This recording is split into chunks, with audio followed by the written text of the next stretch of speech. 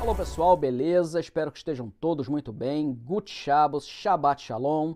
Eu sou Eduardo Leitão, reportando aqui direto de Budapeste para o 4News Connection, neste Análise e Opinião. Se você ainda não é inscrito aqui no canal, dá um clique aqui embaixo. Não esqueça de deixar o seu like, o seu comentário e compartilhar este vídeo e todo o nosso conteúdo.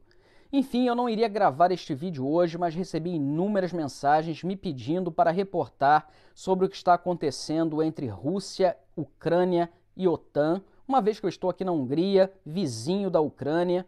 Então, eu vou falar com vocês sobre o que eu tenho visto em primeira mão. Primeiro de tudo, nós sabemos que esta semana Putin decidiu, por fim, adentrar-se em território ora ucraniano, com a criação de duas repúblicas populares, o que é eufemismo para socialista. Ou seja, Putin reconheceu a independência de duas partes da Ucrânia, cuja maioria da população é etnicamente russa, e assim, para protegê-los, Putin colocou suas tropas em ação e adentrou-se a este território ora ucraniano e ainda reclamado pela Ucrânia como seu. Mas isso não foi o bastante. Para impedir que as tropas ucranianas tomassem novamente os territórios que agora se dizem independentes e são reconhecidos pela Rússia como independentes, as tropas russas, seus tanques, seus caças, seus mísseis, adentraram-se pelo interior do país, incluindo a capital Kiev. Um fato curioso aqui é que, para quem não sabe, Kiev foi a primeira capital do Império Russo. Então a conexão histórica entre estes dois países já vem de muitos e muitos séculos. A Ucrânia, assim como a Rússia, eram repúblicas soviéticas. Quando se deu o colapso da União Soviética, tornaram-se países independentes, e é agora que entra a parte interessante, porque a imprensa, vermelha em sua maioria, mas acreditem ou não, até mesmo a imprensa que se diz imparcial, falando agora de Brasil, mas também de resto do mundo, diz que a Rússia rompeu o pacto, que incluía a não agressão por parte da Rússia às ex-repúblicas soviéticas. Uma cláusula que dizia que estas ex-repúblicas soviéticas não fariam parte da OTAN, justamente para não ameaçar a Rússia. E foi exatamente o contrário que aconteceu. Estas ex-repúblicas soviéticas, algumas integraram a União Europeia, como é o caso dos Balcãs, Letônia, Lituânia, Estônia, que não só fazem parte da União Europeia, da zona do euro, mas também da OTAN. A Ucrânia, por ter uma economia muito fraca, por não se adequar aos padrões da União Europeia, não pôde fazer parte do bloco, mas tem a intenção.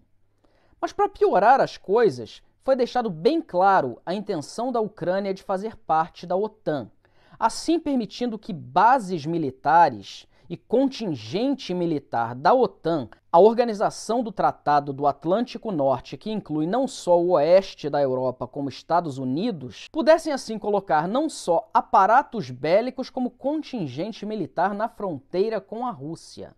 Já não bastasse os Balcãs que estão fazendo isso. Mas a Ucrânia também tem uma importância muito estratégica, porque é através da Ucrânia que passam os gasodutos vindos da Rússia que abastecem a Europa. Gás este muito necessário. Não fosse o gás da Rússia, como eu já falei anteriormente, eu, por exemplo, aqui na Hungria teria congelado neste inverno, não teria gás sequer para cozinhar, mas existem países que dependem ainda mais deste gás russo, como é o caso da Alemanha. E há pouco tempo atrás houve um projeto em que o gasoduto passaria pelo Mar do Norte sem cruzar a Ucrânia. E por que isso é um problema? Porque a Ucrânia aplica diversos impostos sobre a passagem deste gasoduto. E sendo assim, com o gasoduto e entre outras coisas, mais de 80% do PIB da Ucrânia é proveniente da Rússia. Ou seja, a Rússia coloca o pão na mesa do ucraniano. Mas a Ucrânia não quis saber disso. Eles querem se aliar ao Oeste, eles querem ser europeus, eles querem ter livre circulação pela Europa rica, a Europa capitalista, como é dito, embora seja globalista, como nós sabemos muito bem. Então, a Ucrânia decidiu virar as costas para a Rússia, ignorar os laços históricos, culturais e étnicos que ligam os dois países e se aliar com a OTAN. A OTAN, por sua vez, deu carta branca para que a negociação com a Ucrânia para sua filiação ao bloco fosse feita. Vladimir Putin avisou inúmeras vezes: caso isso aconteça, o desfecho não será dos mais favoráveis. E o mesmo aconteceu com a Geórgia em 2007, quando Putin, da mesma forma, apoiou a secessão de parte da Geórgia, com população etnicamente russa, e, para defendê-los, assim o fez. Enviou seu aparato militar, todo o seu poderio bélico, e a Geórgia não integrou a OTAN e submeteu-se a Moscou. E agora estamos vendo exatamente a mesma coisa. A região de Donbass, onde estão as repúblicas populares, até então parte da Ucrânia, de Luhansk e Donetsk, estão sendo protegidas pela Rússia, e a Rússia então está atacando o restante da Ucrânia, tentando tomar a capital Kiev e o presidente da Ucrânia, para que estas repúblicas tenham a sua soberania respeitada. Repúblicas estas que já foram reconhecidas não somente pela Rússia, mas por países muito democráticos, países livres como Venezuela, Cuba, Nicarágua, enfim, não preciso dizer mais nada. Mas com isso eu quero dizer que eu não estou condenando a ação russa no que diz respeito à opressão da OTAN. Porque sim, a Rússia rasgou o tratado. Antes disso, o mesmo já havia sido destruído pela OTAN. Então não se pode dizer que não houve uma provocação. E é claro que há o interesse do oeste europeu e dos Estados Unidos em tomar as partes da Rússia produtoras de gás, produtoras de petróleo e dominar a potência que a Rússia ainda hoje o é, mesmo que tenha um PIB equiparado ao estado da Flórida. O que quer dizer que a Rússia não é uma potência econômica, mas continua assim sendo uma potência militar.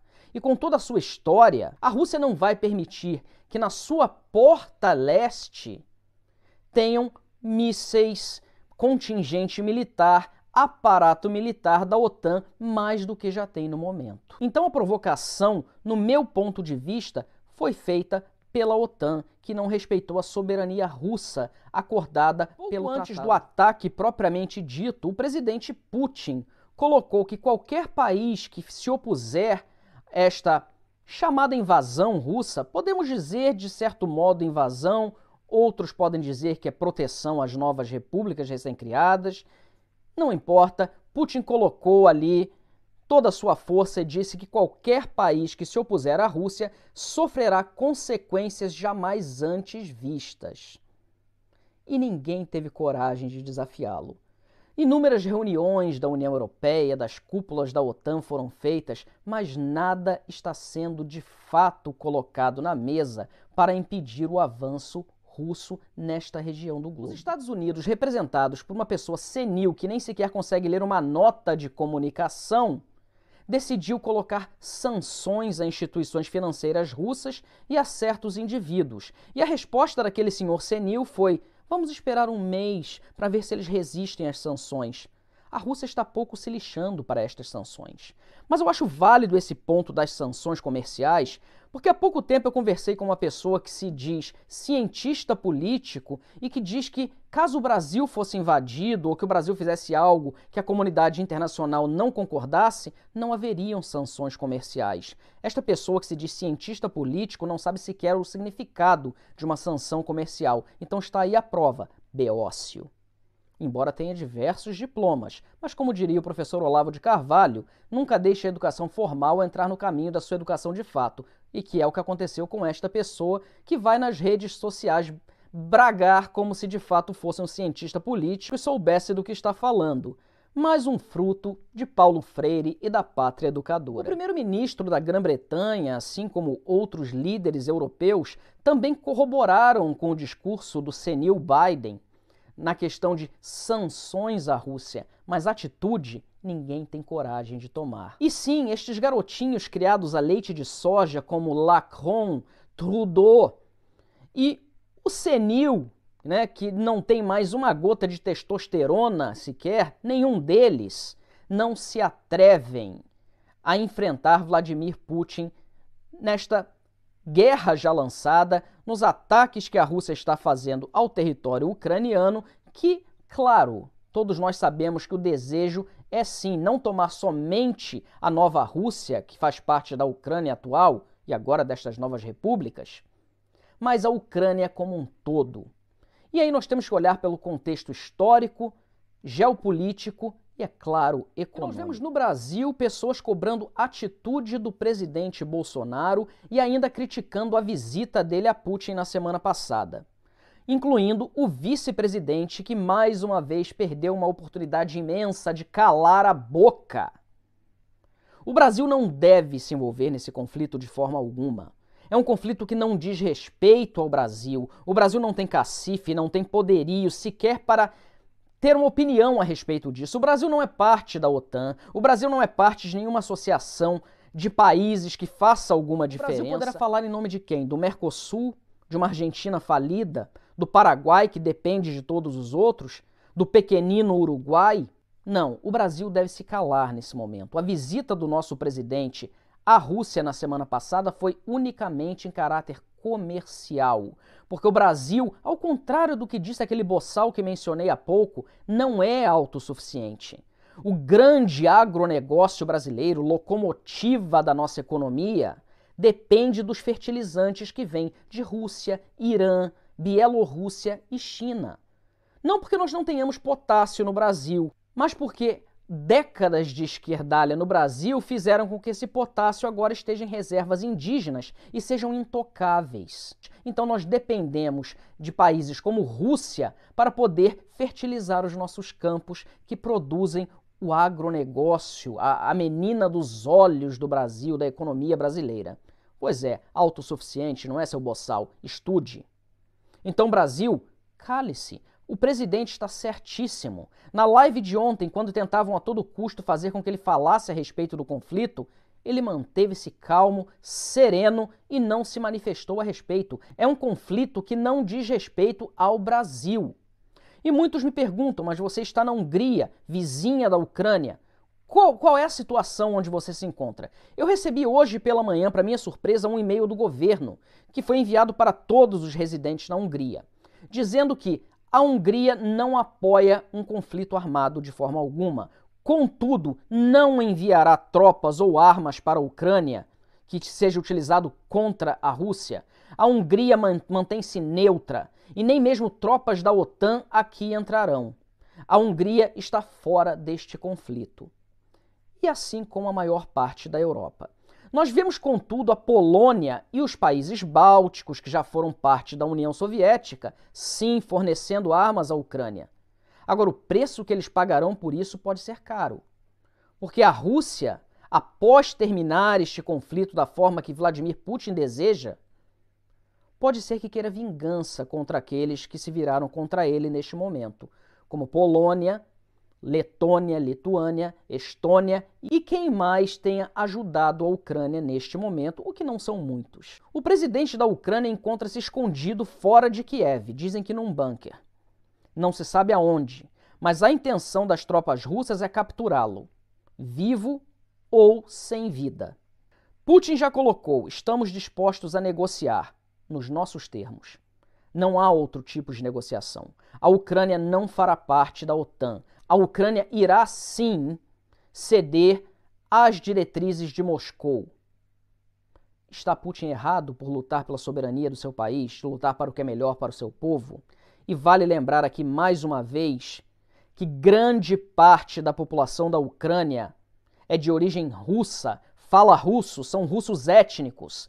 Uma vez mais, coloco aqui um conceito de etnicidade que no Brasil nós desconhecemos, mas que na Europa é de grande importância. É como a pessoa se define em termos nacionais, não pelo estado onde vive, o país onde nasceu, mas pela sua origem étnica. E grande parte da Ucrânia é etnicamente russa, assim como em toda esta região que estamos falando. Nos Balcãs, na Ucrânia, na Geórgia, diversas outras ex-repúblicas soviéticas. Sim, pessoas que nasceram nestes países, que são nacionais destes países, mas se identificam como russos, e grande parte tem cidadania russa também. Ou seja, o conflito vai muito além do que entende o afegão médio brasileiro, e principalmente a imprensa mal informada que nós temos no Brasil, tanto de esquerda quanto a imprensa que se diz conservadora. Mas penso eu que, ao invés de se preocuparem tanto com o que está acontecendo entre Rússia e Ucrânia, os brasileiros deveriam se informar mais e se preocupar, por exemplo, com 5 brasileiros presos na Tailândia há 2 dias atrás com 15 quilos daquela droga branca, que eu não posso dizer o nome aqui, e que correm risco de ter uma pena que os tire a vida. Estou aqui defendendo estes brasileiros que fizeram isso, muito pelo contrário, estas pessoas estão denegrindo a imagem do nosso país ainda mais no exterior. Então pensem nisso antes de criticarem ações de países que vocês nem sequer sabem onde ficam. Porque se perguntar a um brasileiro comum, aonde fica a Rússia? Aonde fica a Ucrânia? Qual o motivo do conflito? O que tem um país a ver com o outro? O que está envolvido nessa questão? Não sabem nos dizer. Então preocupem-se com esses brasileiros que estão traficando drogas para fora, queimando a nossa imagem ainda mais. Parem de exigir do nosso presidente o que não é da alçada dele. Basta termos um vice-presidente que fala quando não deveria. Porque o papel de um vice-presidente é substituir o presidente na sua ausência, sem tomar decisões, apenas estar lá como chefe de Estado.